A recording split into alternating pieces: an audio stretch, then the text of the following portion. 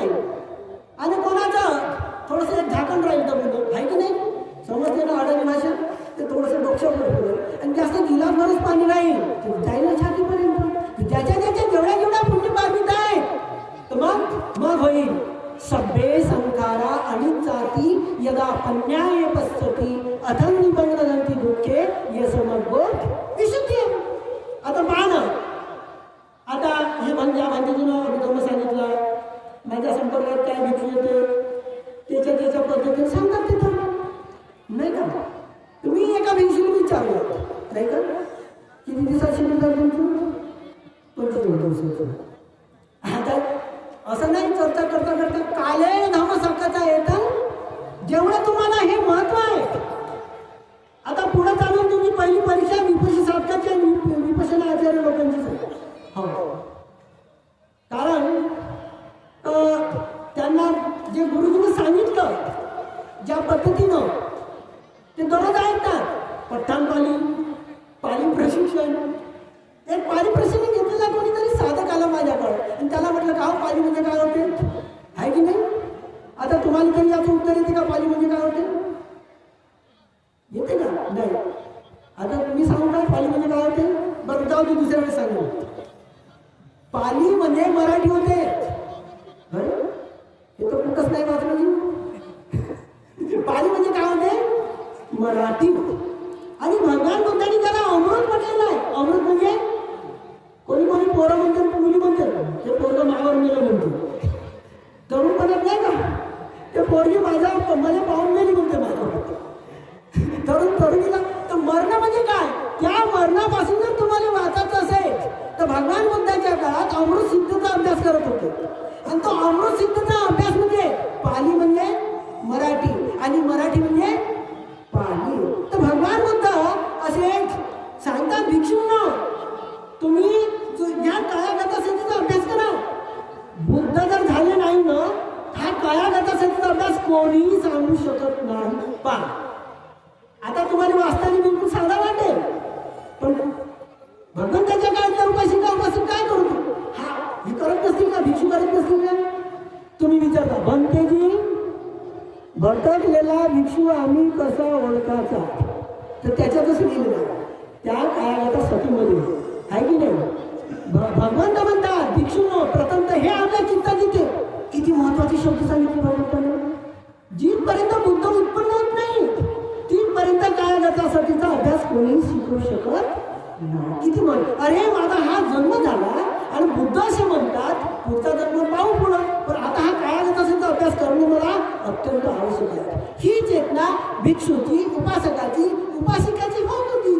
म्हणून तो अमृतसिद्धी ग्रंथ सिद्धनागाने इथे तयार केलेला होता कुठे केळझरला. आणि तोच त्या ग्रंथाचं भिक्षू सुमित्रानं अभ्यास सुद्धा कमीत कमी वेळामध्ये केला. खूप बुद्धिमान भिक्षू होता.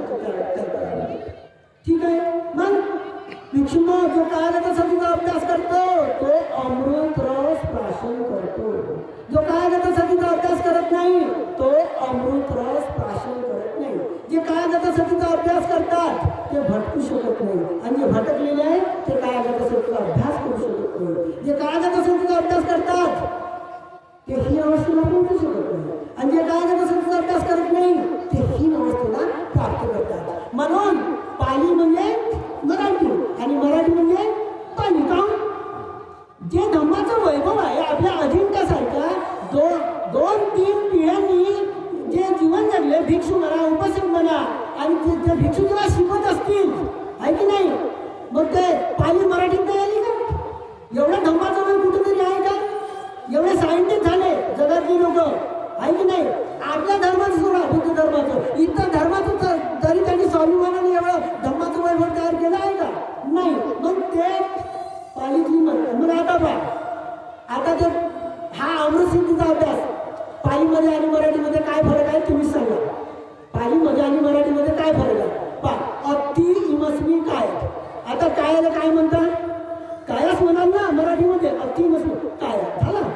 मराठी म्हणजे पाली म्हणजे मराठी. अति इमस्मी काय केस. आता केसाला काय म्हणतात पालीमध्ये केसाच म्हणतात ना. अति इमस्मी काय केस लोमा हे लोमा आहे पाली. काय म्हणतात केसाला नखा. नखाला काय म्हणतात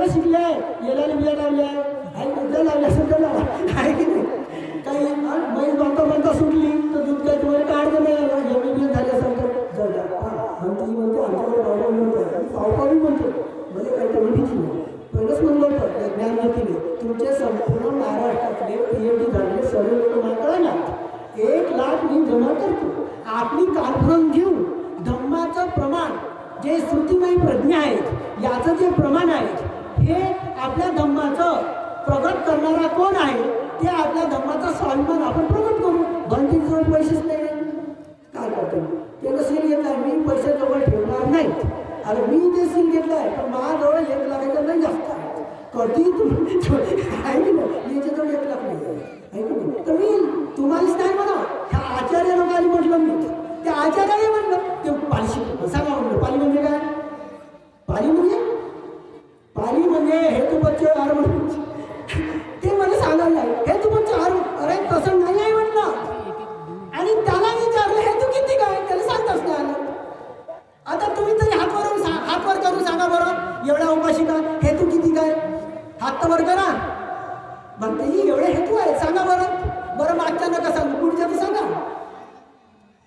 ज्ञान तर म्हणून सांगतो हे तू बच्चो हे उपासकानं चौथ्या दिवशी पाणीपट्टानं म्हणत असताना किती शिबिरं केले तुमचे खूप काही शिबिरं केले शिबिर केले आणि त्यांना विचारलं पहिल्या दिवशी शुद्ध कोणतं आहे ते सांगता नाही आलं दुसऱ्या दिवशी शुद्ध कोणतं आहे 10 दिवसात बरं तेच ठीक आहे दीर्घ शिबिर केलं ना हो विचार दीर्घ शिबिराच्या दिवशी पहिलं शुद्ध कोणतं म्हणते ते नाही ते एवढे एकाग्रचित्तावर पाहत आहेत आमच्याकडे डोळे काढून काढत असतात तर म्हणून तुमच्या जीवनामध्ये तुम्ही शिबिरं करता ही चांगली गोष्ट आहे पण त्या शिबिरात 10 दिवसाचे 10 शिबिर झाले तरी पहिल्या दिवशी कोणतं शुद्ध म्हणतात तुमच्या आचार्याने नाही माहीत मला सांगून दिलं पहिलं शुद्ध कुठं म्हटलं का म्हटलं त्याचा अभिप्राय काय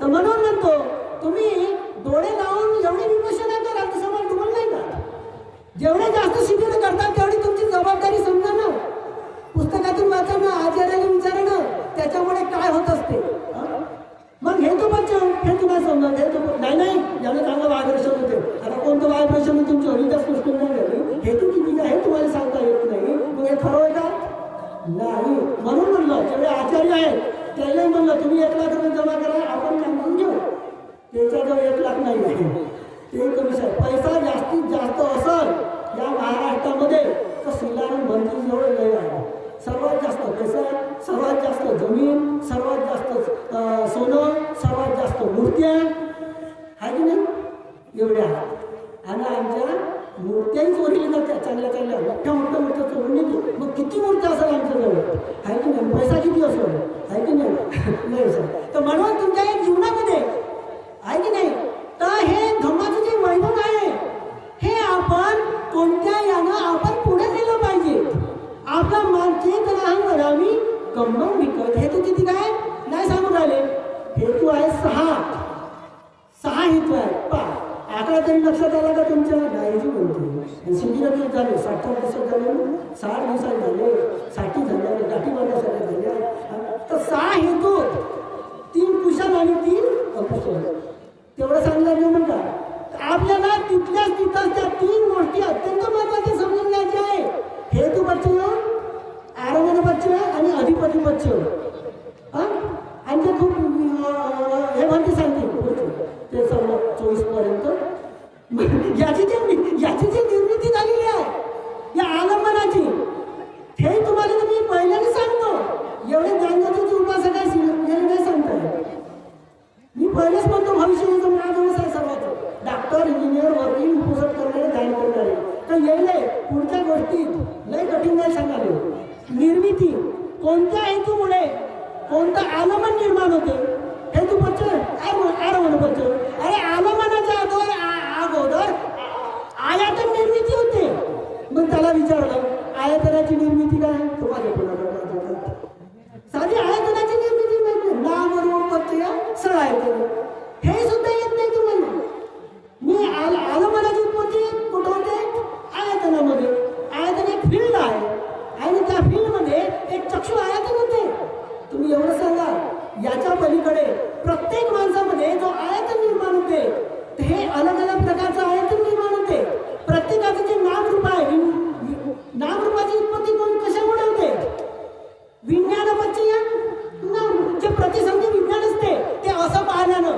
भिक्षूला दिव्य चक्षु असेल तो एका याच्यात ज्याला जो स्कंदाचा भाग आहे तो पक्षासारखे तरंगत दिसत असतात.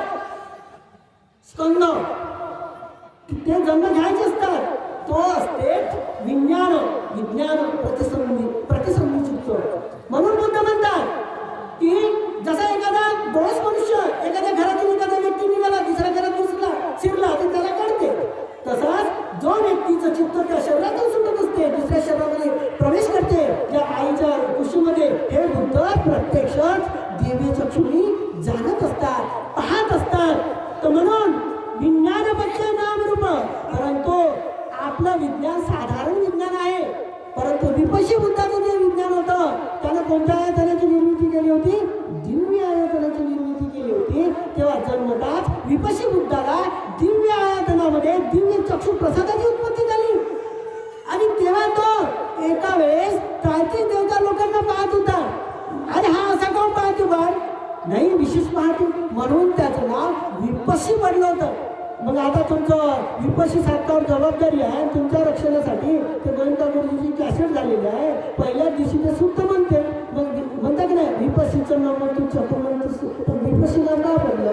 नाही, आम्ही विपश्यना करणार येऊन घ्या आणि सांगायला जावं त्याच्यात तोही भ्रम तोही मोठा आम्ही विपश्य झालो. म्हणून गुरुजीने म्हटलं हा एक संप्रदाय तुम्ही दुसऱ्या संप्रदायाला एक संप्रदाय म्हणता ना. विपश्यना करणारा संप्रदायाचा अर्थच आहे तर त्याला त्याचं नॉलेज नाही राहत. संप्रदाय मग आम्ही ज्याला हे लावले अरे त्याला त्याचं ज्ञानच नाही आहे. जे गुरुजीने शिकवलेलं आहे, जे डॉक्टर बाबासाहेब आंबेडकरांनी शिकवलेलं आहे वैज्ञानिक धर्मामध्ये आहे की नाही, ह्या गोष्टीची आपल्याला जाणीवच नाही आहे. मग त्यांच्याविषयी आपण कृतज्ञता जीव द्यायला तयार हो आपण बाबासाहेबाच्या नावावर आहे की नाही. अगावचा आला देऊन द्यायचं पण तो धर्मग्रंथ वाचू नका आहे की नाही. मग एक आधी तो सामान्य माणसाला समजणारच नाही म्हणते. म्हणजे त्या ग्रंथापासून तुम्ही तर दूर आहे पण लोकांना दूर ठेवण्याची प्रवृत्ती नाही का? त्या विद्वान लोक काय म्हणतात बाबासाहेबांनी लिहिलेला ग्रंथ हा काही सामान्य माणसा. मग आता याची प्रवृत्ती कोणती झाली विद्वान लोकांची? जे तुम्हाला समजत नाही ते सांगायचं म्हणजे किती मोठे भंतीजी आहे. आणि जे समजते ना ते लहान भंतीजी आहे. घ्या एवढे भ्रमात आहे तुम्ही. म्हणून मला म्हणावं लागते तुमच्या दम आहे 1-1 लाख रुपये जमा करा. आपण कॉन्फरन्स घेऊ की भारतामध्ये मतदान ठेंगी को सिद्ध चतुरपदा विराज सिद्ध धम्मानंद द्विपदांचा चक्कुमात. तेव्हा तुमची परीक्षा होईल की संघामध्ये असं बल आहे, संघामध्ये असे अभ्यासक आहे, संघामध्ये सम्यक चिंतन करणारे भिक्षू आहेत. तेव्हा तुम्हाला ते कळलं नाही का? असं बिनण्याच करू फुकट पाकडच करू तुमचा किस्साच खाली नाही होईल. म्हणून तुम्ही काही तयार नाही. आता तुमची मला वाटतं झोपायची तयारी आहे समजून आलं.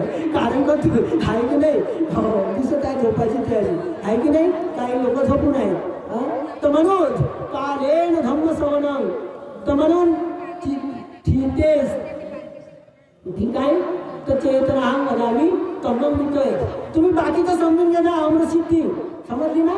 प्रत्येक पुस्तकामध्ये आहे जे 32 गंधर्वीने भरलेले जे पदार्थ आहेत अतिमस्मिका आहे जसा लोमांडका दंता त्याचा मनसन त्याच्यात भावना आहे परिक्रम उपचार हे तुम्ही पाहत बसा आहे की नाही. तुम्ही शिकत बसा भातेची तुम्हाला सांगत बसतील आहे की नाही.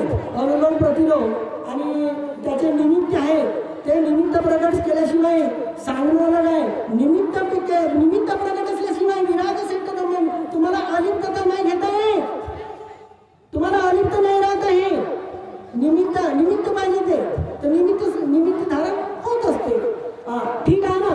तर आता वेळ तर तसा 11 झाले आहे की नाही. तुमचा नाश्ता करण्याची वेळ झाली आहे. नाश्ता नाही तुम्हाला लोक कुठं नाश्ता भेटते बाबा जमून आहे की नाही.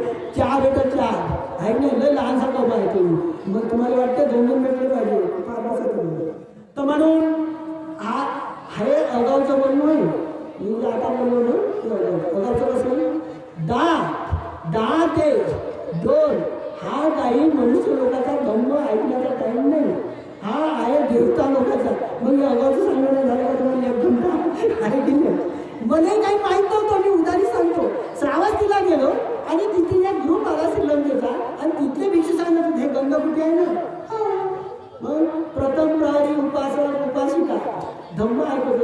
आणि द्वितीय प्रहरी देवता लोक भगवान बुद्धाचा धम्म ऐकत होते. आता ते देवता लोक म्हणत असतील ऐकलंय भंतीजी आमचं परिक्रम पाठ ऐकायचं थांबवलं आहे की नाही. ते झालं तुमचं नाश्त्यापूर्ती झालं असेल जेवणापूर्ती झालं असेल त्याच्यात आपण समाधान मानलं पाहिजे आहे ना. आणि आता परिक्रम पाठात 2 कामं केली पाहिजे. एक झोपेचं काम करणार आणि परिक्रम पाठ ऐकण्याचंही काम करतात.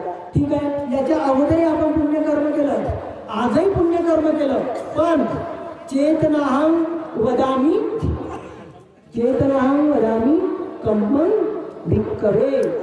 आणि म्हणून कधी कधी आपली जी चेतना आहे या भूमीवर तर सर्वांनी आता काय करा आपण जे मैत्री भावना आहे की नाही. कोणाजवळ काही नसेल तर बुद्ध काय म्हणत असतात मैत्री भावनेनं केलेलं पुण्यकर्म इतर 16 भागांनी इतर केलेल्या पुण्यकर्माच्या 16व्या भागांनी काय असते हे जास्त असते. म्हणून आता तुम्ही जेवायला बसा जेवायला. आता काही मागं पाय करून नका बसू. तर थोडा वेळ आपण मैत्रीचं ध्यान करू. पण मैत्रीचं ध्यान करत असताना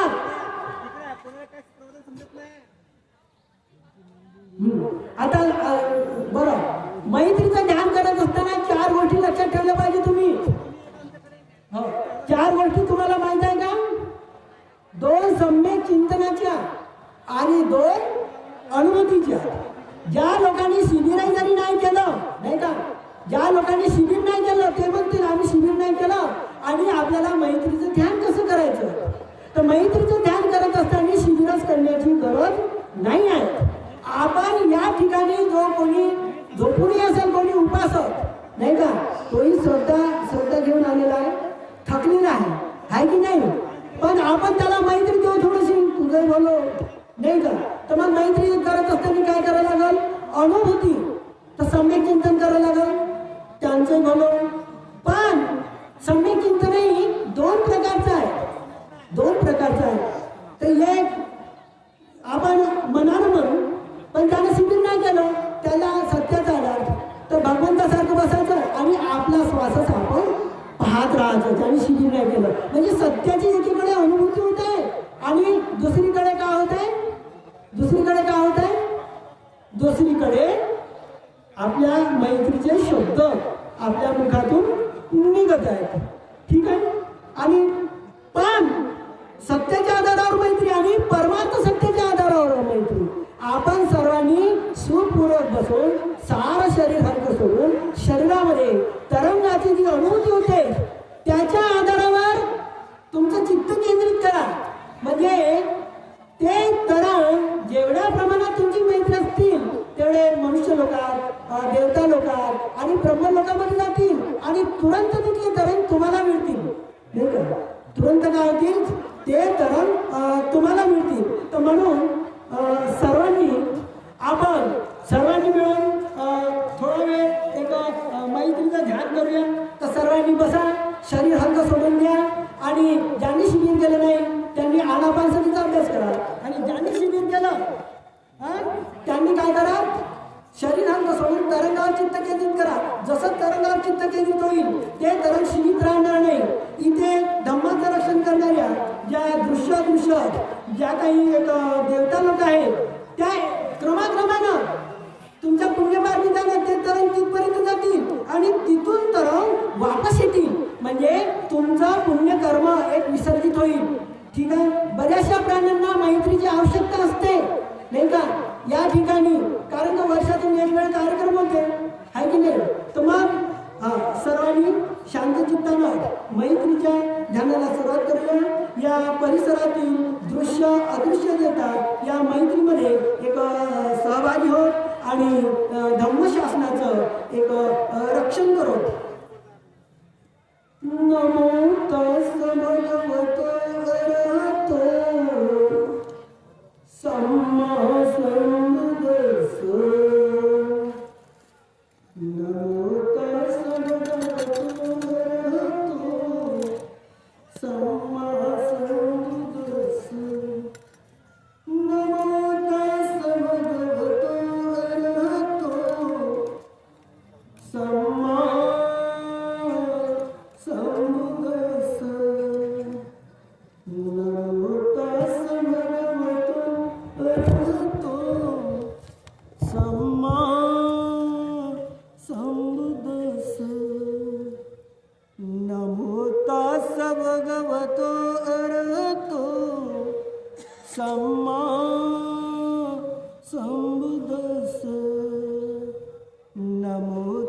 भगवतो अरहतो.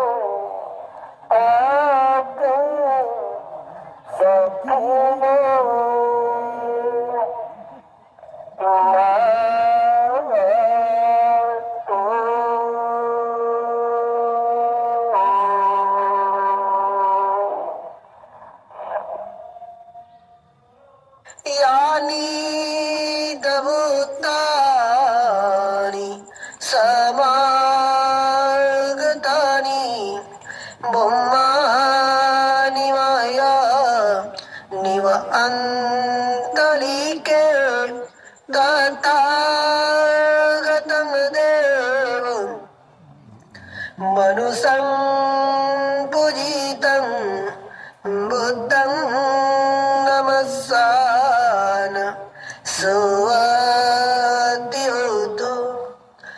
यानि भूतानि समागतानि ब्रह्माणि माया निवअन्तलिके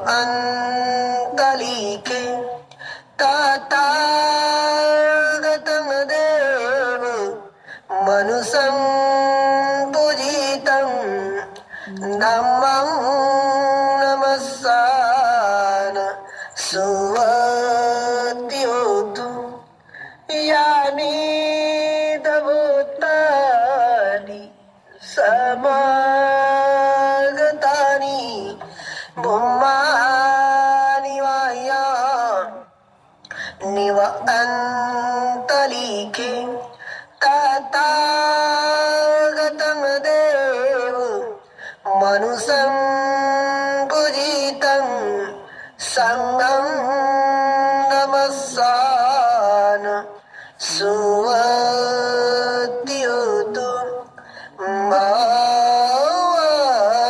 भवतु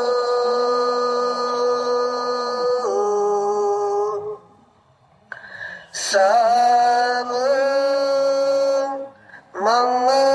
मंगलं भवतु सब मंगलं भवतु सब